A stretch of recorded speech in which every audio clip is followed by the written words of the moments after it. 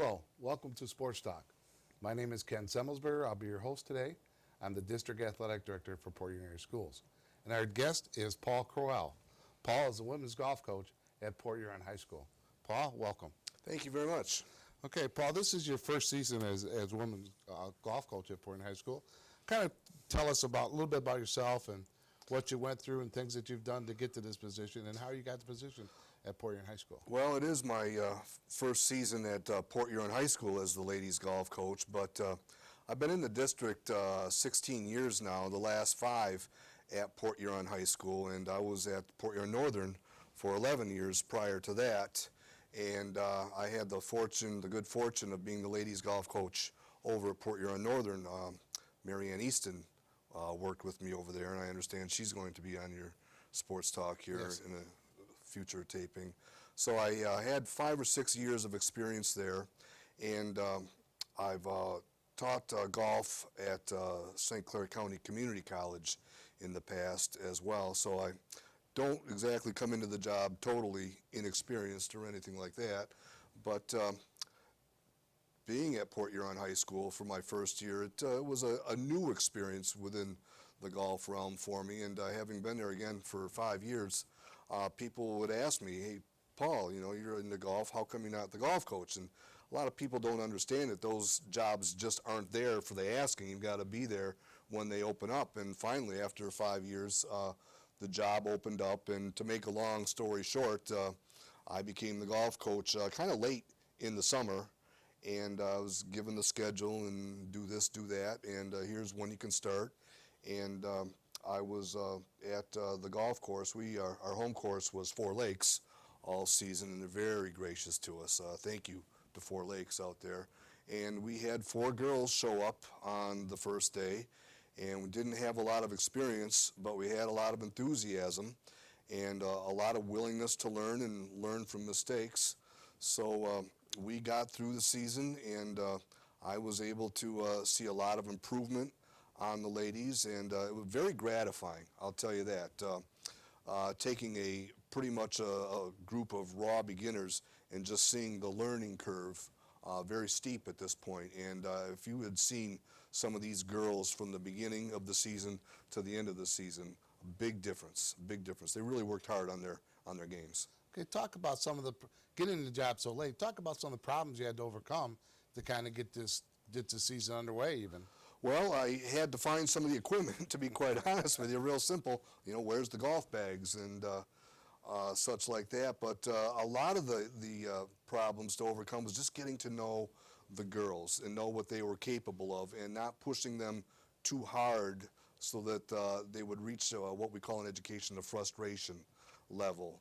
But once we got comfortable with each other early on, it wasn't really a problem-oriented season. It was just, here's we are, we're going to work with what we have, and we're going to have fun doing it. I really stressed that this year. I said, this year is just the foundation. Have fun and learn the basics of golf, and we will set goals again for our next year. But yeah, the goal this year was just to learn and have fun and gel as a team, and I was really pleased with the way that we came together as a team.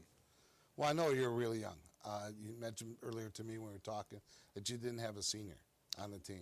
So talk a little bit about the girls, how they improved, and what girls showed a lot of improvement during the year. Yeah, we had, we started out with just the 4, and numbers are important here. You can't compete in a high school golf match with less than 4. So as I was telling you earlier, if one of them had gotten sick, we didn't have a team. But we started out the year with 2 juniors who had some experience and 2 freshmen who obviously didn't have any experience. And the juniors really showed some leadership. Angela Hensley kind of acted as the unofficial captain.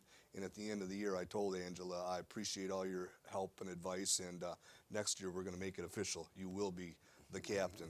But she has a very nice golf swing, nice club head speed, and she took some of the freshmen under her arm, and she acted again as the unofficial captain, but as the unofficial chauffeur too, in that we have to get from Port Huron High School out to the practice facility at Four Lakes every day, and she graciously took the ladies out, and I had a couple seats in my car every once in a while for that too.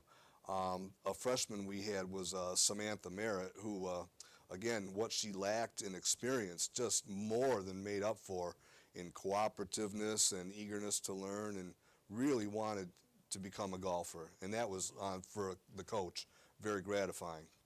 And another freshman we had, a Sarah Haynes, a real athlete.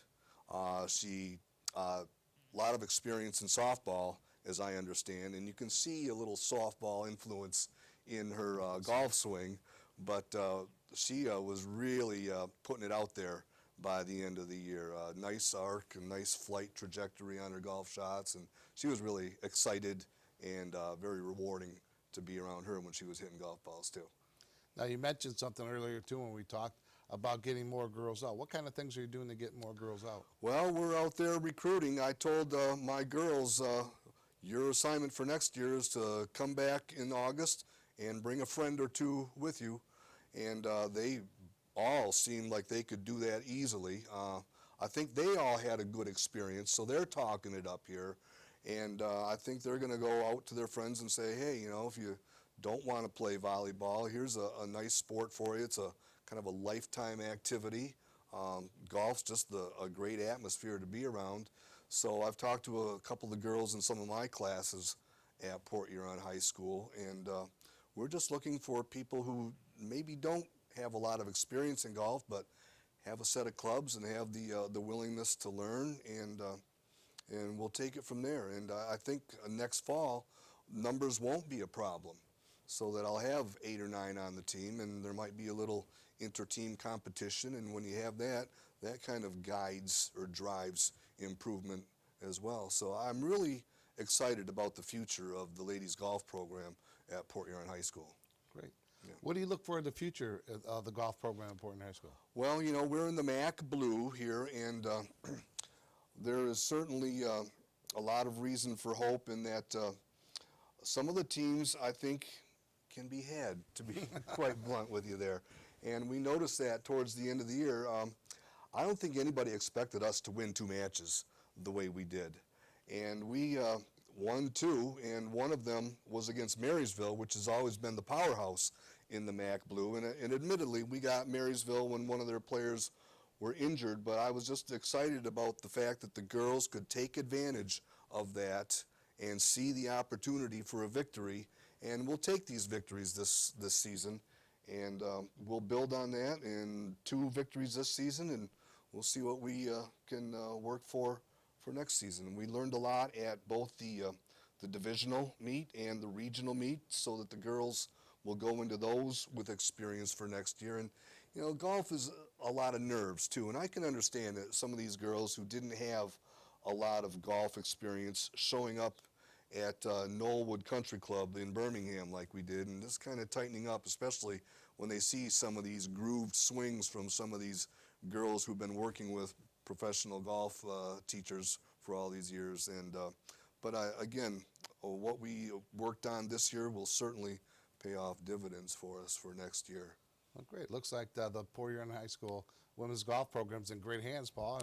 And thank you so much for being our guest today on this is our first sports talk of the year. So thank you for being here, and congratulations, and good luck in the future with the Big Reds. Well, thank you. It's been a privilege to serve the community as an educator and a coach here, and I look forward to many years of doing that. Okay. That concludes our first segment for today. Up next is Mary Ann Easton, the head girls golf coach at Port Huron Northern.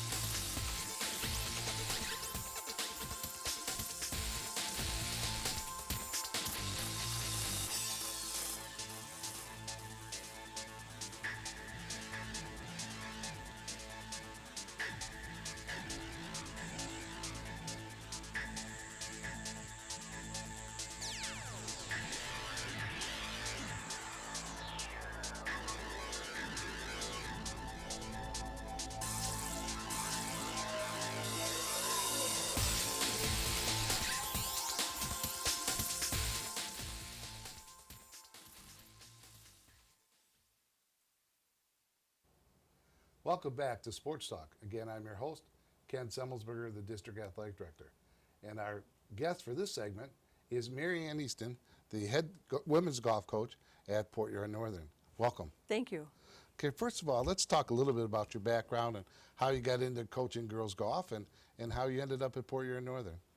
Well, our daughter Kelly, was a good player, and she wanted to be on the golf team, and at that time it was just a boys team. So she started out on the boys team, and a couple years later we actually started a girls club at Port Huron Northern and at Port Huron High.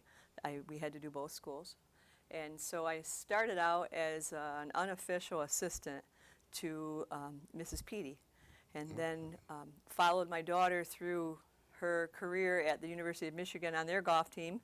And then when she graduated from there, I wasn't ready to give it up, so I came back to Port Huron Northern and helped Mr. Crowell.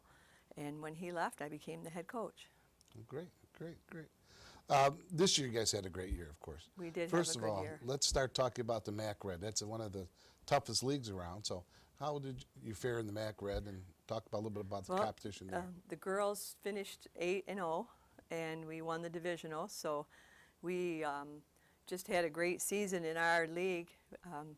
Pretty much ran the show this year. And the girls were, my top 3 players were interchangeable. They were all right there. Any one of them could be the top player, and we pretty much dominated the MAC Red this year. And then you went to the state final. So kind of go through your journey from winning the league and winning the tournament for the MAC Red, and then going on into the regionals and then on to the state finals, and how you fared.